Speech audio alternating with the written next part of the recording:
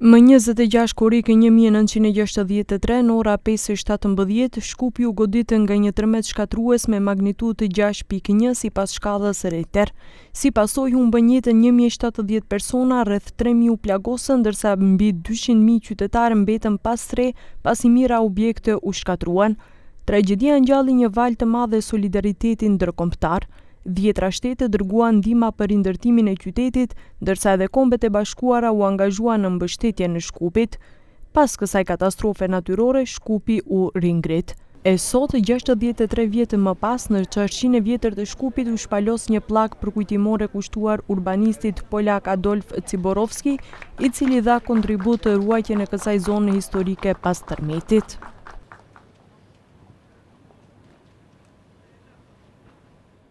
Pllaka përkujtimore që zbulohet sot është shprehje e mirënjohjes për këtë kontribut.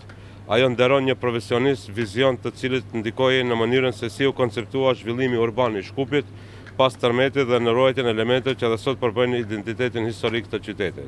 Në ngjarje mori pjesë edhe kryetari i Shkupit Gjorgjevski, si dhe mbesa e Ciborovskit Julia Ciborovski.